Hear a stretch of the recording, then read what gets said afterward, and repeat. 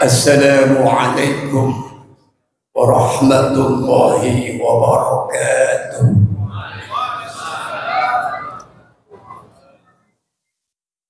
Qul alhamdulillah wa salamun ala ibadihi alladhina istafa. Wa qul alhamdulillah sayuriikum ayatihi fata'rifunaha wa ma rabbuka bighafilin 'amma ta'malun. Wa qul alhamdulillah walhamdulillah thumma alhamdulillah. Al-qail fi kitabillah inna anzalnahu fi lailatul qadr. Sadaqallahul azim. Ma'asyiral muslimin wa zumratal mu'minin, jamaah Masjid Jami' Qaryah Thayyibah, insyaallah calon-calon ahli surga. Amin ya rabbal alamin.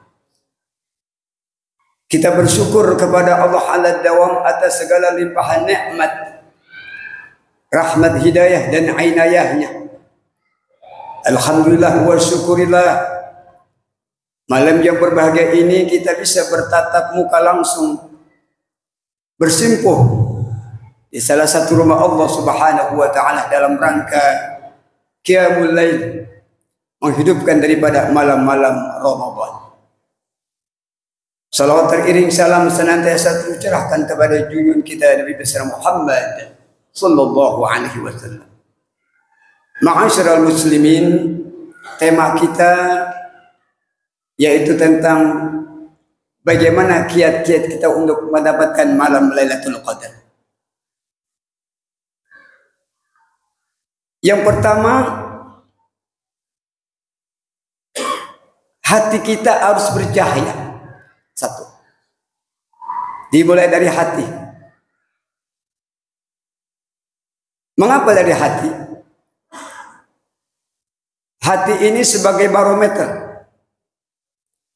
Barometer ibadah kita, ucapan kita, baikkah perbuatan kita, baikkah dari hati. Oleh karena itulah Rasulullah senantiasa berdoa sebelum berangkat ke rumah menuju masjid yang dibaca, Allahumma ja'alni fi qalbi nuran wa fi sam'i nuran wa fi basari nuran. Ya Allah, jadikanlah hatiku bercahaya, pendengaranku bercahaya, penglihatanku bercahaya. Mengapa yang diminta hati? Kalau hati sudah bercahaya, maka akan memberikan pengaruh positif kepada anggota-anggota tubuh yang lain. Akan bercahaya, ucapannya bercahaya, lisannya bercahaya, penglihatannya bercahaya, pendengarannya bercahaya. Dan ini salah satu keberhasilan daripada Ramadan. Dan ini yang Allah lihat. Innallaha la yanzuru ila ajsamikum wala ila suwarikum walakinallaha yanzuru ila qulubikum. Allah tidak melihat dari bentuk rupamu, gantengkah, cantikkah, parasnya seperti apa. Allah tidak melihat kepada apa yang kita pakai, tapi Allah lihat hati kita. Sejauh mana hati kita dalam rangka persiapan Ramadan. Oleh karena itulah Rasulullah bersabda, man qama lailatul qadr imanan wa ihtisaban ghufira lahu ma taqaddama min dhanbi. Man qama, siapa orang yang qama ay ahya lailatul Ramadan, menghidupkan malam-malam Lailatul Qadar. Ingat, imanan wa ihtisaban. Imanan wa ihtisaban. Dengan dasar iman. Wahtisaban semata-mata ridho Allah. Ghufira lahu ma taqaddama min dhanbi, niscaya akan diampunkan semua dosa. Kata-kata iman, apa tuh iman? Iman itu yaitu tasdikun bil qalbi wa taqrirun bil lisan wa amalun bil jawarih. Itu iman. Jadi yang namanya iman antara hati, ucapan, perbuatan jadi satu. Wahtisaban, Maka yang kita minta tuh kepada Allah, Allahumma inna nas'aluka ridhaka wal jannah wa na'udzubika min sakhatik. Ridho Allah.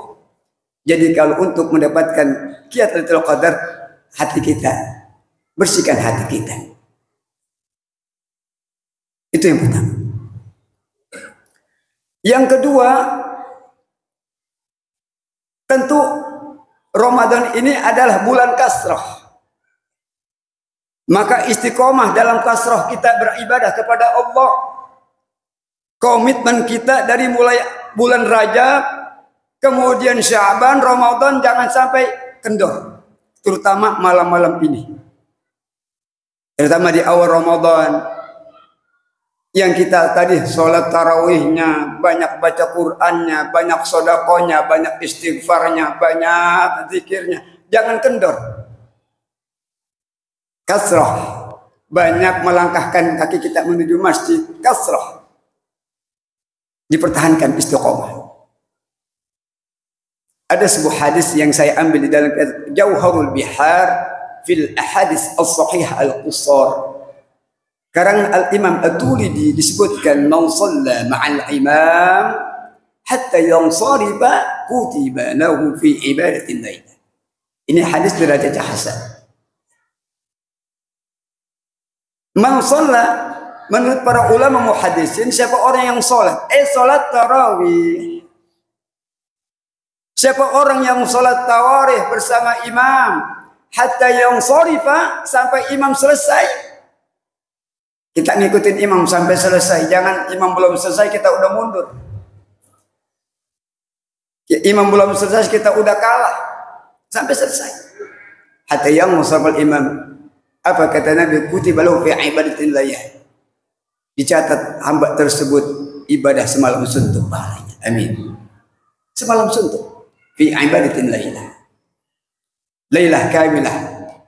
Malam yang sempurna. Jadi istiqomah terus dan kasrah, jangan minimalis itu.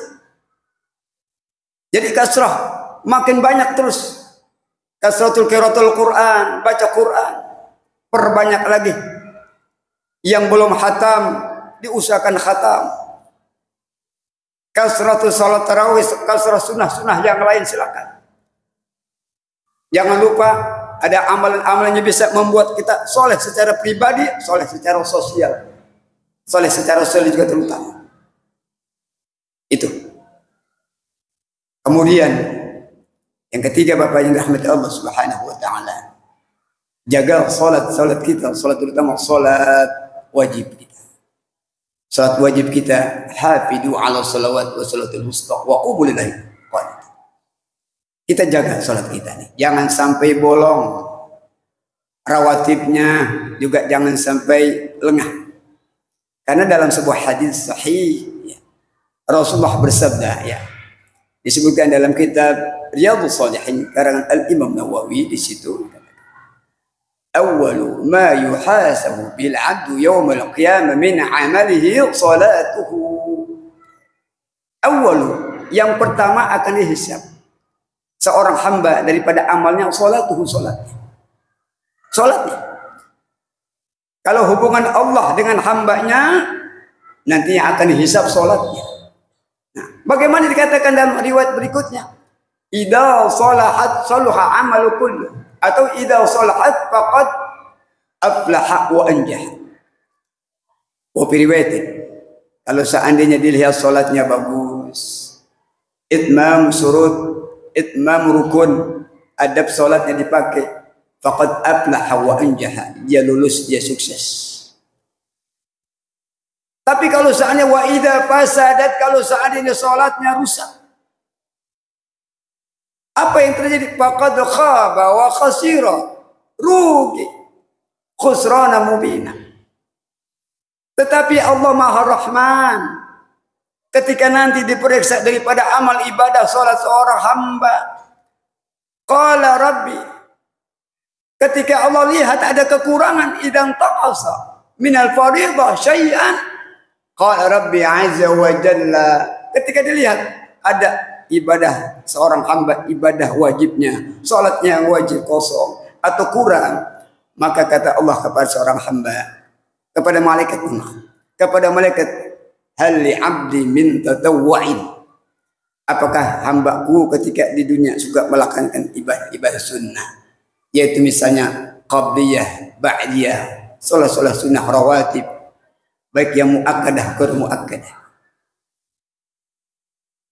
Misalnya ada hadis sahih di mana Rasulullah bersabda, man shalla aw ma min 'abdin muslimin yusalli lillah 12 rak'atan tatawwu'an ghaira al-fariidhah banallahu baitan fil jannah. Siapa orang yang salat karena Allah 12 rakaat tatawu'an, salatnya tatawu'an. Tatawu artinya ziyadatan 'alal fariidhah, salat tambahan yang dikenal dengan qabliyah, ba'diyah, rawatib. Maka janji Allah dan Rasulnya akan dibangunkan sebuah istana, rumah nanti di surga. Nah, 12 rakaat itu yang mana? Dalam hadis riwayat Al-Bukhari wa Muslim disebutkan 12 rakaat itu rakaataini qabla zuhri, rakaataini ba'da zuhri, rakaataini ba'da al-maghribi, rakaataini ba'da al-isya, rakaataini ba'da al-jum'ah, wa rakaataini qabla al-fajri. 12. Berarti salat sunnah yang tidak disebutkan adalah rawatib atau sunnah ghairu muakkadah.